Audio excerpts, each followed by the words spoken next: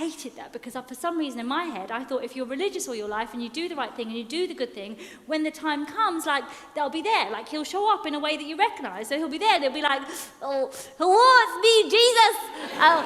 Well, listen, don't worry, it's going to be shite for a while. But then you'll join me up here and it'll be cracking.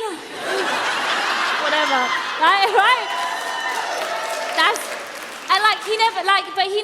He never showed. And instead what did show is that we had the priest come round. What does the priest do?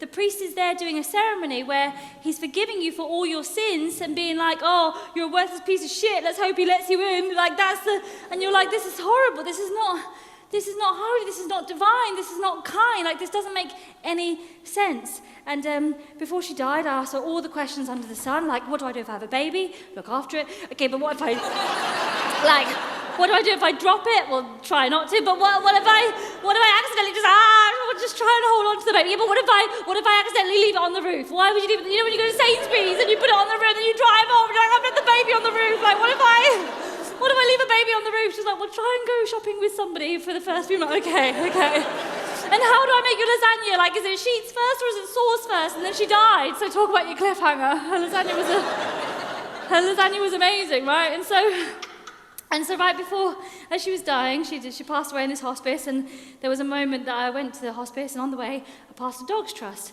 And I hate dogs. I've never liked dogs. I've always thought dogs were dicks. And you've done nothing to change that opinion, Bernie, have you?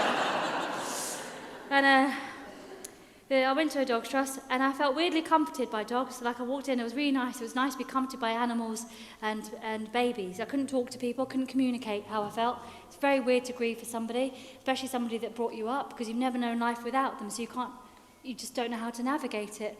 And for me, the grief felt like somebody had unzipped me and poured acid on my insides, zips you back up and just expects you to continue, but you're fundamentally different because you've lost a great love, and that's what they say grief is. It's just all the love that you've lost, right? And it was very difficult to navigate, and I found comfort in animals, so I thought, okay, I know what I'm going to do. I'm going to get a dog. But I didn't want a second-hand one with issues. I wanted a pedigree, okay? I wanted a pedigree, because I didn't want one with issues, did I, Bernie? Didn't want one with issues. And I was a hot fucking mess, and I saw a picture of a puppy of a Bernese Mountain Dog, and I defy you to have the worst time of your life and look at a picture of an 8-week-old Bernese Mountain Dog, and you try not put a deposit down, mate. You try not put a deposit. So I saw this picture, and I thought, that'll fix it. I'll get one of them, right? And all my friends, right? All my friends were like, don't get a dog, you can't handle a dog, you can't even handle your own life, don't get a dog, right? And I was like, my mum's dead, they were like, get a dog, thank you, right? And they were like, at least get like a little dog, you've never had a dog, but at least get like a little handbag-sized dog, like don't get like, it's ridiculous, you're gonna have a huge dog, you're gonna bring it on stage with you, that was a ridiculous idea. My mum's dead, get the horse, thank you. So I reserved this Bernese Mountain Dog, and the idea was to collect it after the funeral, to have something to look forward to after the funeral, right? And it got to the funeral, and I recognised the importance of rituals. Like, funerals are important, and I think sometimes if you've never been to one before with somebody close to you, you can dread them. But they're actually very important to acknowledge, to reflect, to respect that person, that life, a period of time.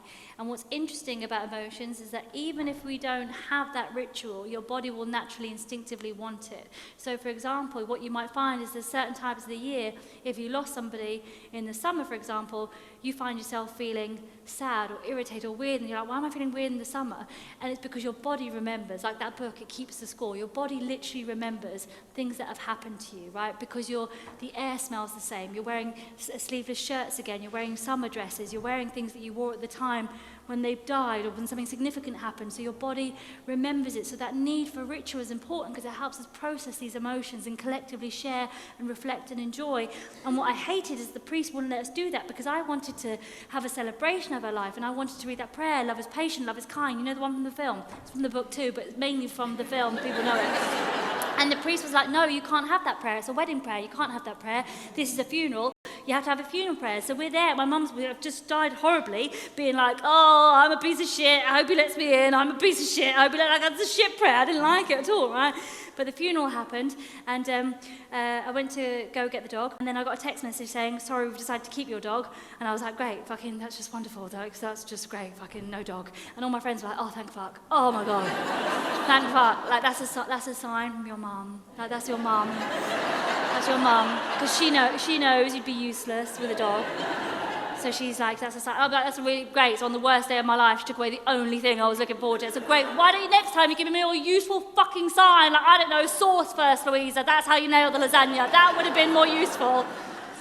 Anyway, so I go home, right, and I'm a fucking mess, and nothing makes sense. I hate everything, nothing makes sense. I don't want to cope, I can't really cope. I'm finding everything very difficult, and I find myself not finding comfort in any scriptures, but I like to sleep outside. For some reason, I want to sleep under the moon and stars. I feel close to her. So I'm sleeping outside, and I'm lying on the ground with the grass on my face next to my eye, so close to my eye that I can see every blade, because I'm trying to recognize that death is important, that after life must come death, that we need death in order for life to happen, that the antelope eat the grass and we eat the antelope, that we're all joined in the great circle of life, that even if the death, how it happened didn't make sense, you have to know that it has to happen for a reason, that there's a reason to these things, and even though I don't understand it and I can't comprehend it, I'm trying to get my body to help me process it. And I found myself going swimming. I can't swim for shit. I just go underwater and hold my breath and then come out again. And then I kept repeating that. I kept going swimming every day, just holding myself underwater and coming out again. It made no sense to me, but I was drawn to do it until somebody pointed out to me, oh, you're trying to reconnect with your mother's womb. You're trying to reconnect with your mother by submerging in water, which is what we do in baptism, rebirth.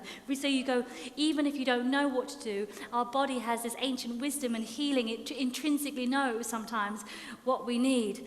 And I go home and I'm feeling like shit, and I need to self-soothe, and the only way I know how to self-soothe is to masturbate. It's what I've always done. And but obviously I'm not feeling very horny because my mum died, so I put on some porn just to help move things along. And I love porn, and my favourite porn website is Rightmove, so I'm just there on Rightmove.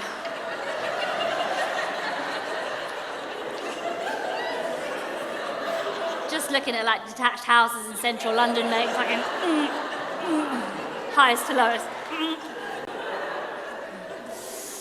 But I'm also a bit cautious because I'm a bit like, well, can you? Like, I don't know if she can. Like, I don't know how it is. Like, what if it is like in Beauty and the Beast? You know, in Beauty and the Beast, where they get the mirror and they're like, "Show me the girl." Like, what if it's like what if it's like that? Like, she's there with fucking George Michael, like, my daughter.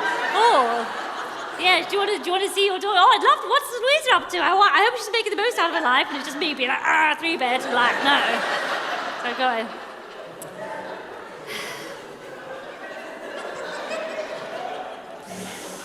And I'm online, and this Google alert pops up, and it's for a Polish Bernese mountain dog, whose new owner returned her because she was 8.5 weeks old, and the new owner didn't want her because her teeth were wonky. Her teeth over bite. I said, wonky teeth, did you say? Just owl braces for 4.5 years. So, so straight now. I do know, I have not had a dog before, but I do know what it's like to have wonky teeth. And you said she's a Polish Bernese mountain, but she was born here, but she's got a Polish mama. Oh, I would just like to say that I was also born here, but I have so she doesn't know how to bark sometimes because the language gets confused. I also took a while to learn English. I'm just going to come and have a look at it. I'm not going to buy it. I'm just going to have a look at it. And I literally got £1,000 cash that I had for the previous dog, and I grabbed a washing basket, and I was in my pyjamas, and I drove 6.5 hours to this woman's house, right? And I get there, and I finally get there, and I knock on the door, and this little Polish woman answers the door, and she's like, "Oh, you come for a dog?" And I was like, "Yeah."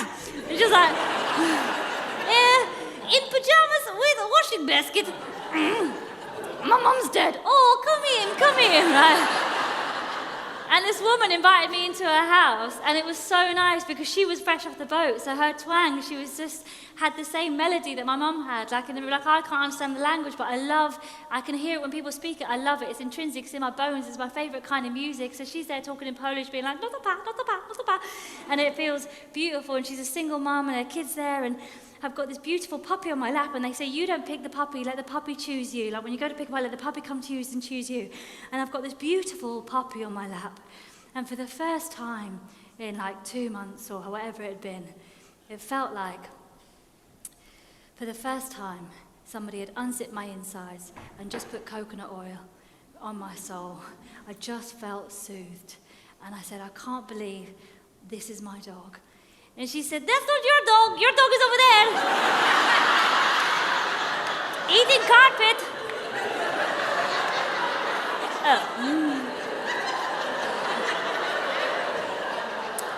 Well, I like a strong, independent bitch. I'll take her instead, right? So I get this one in the car, right? And we're driving home. And she's crying the whole way fucking home. And I'm like, yeah, mine's dead. At least we can visit yours, right? We get home.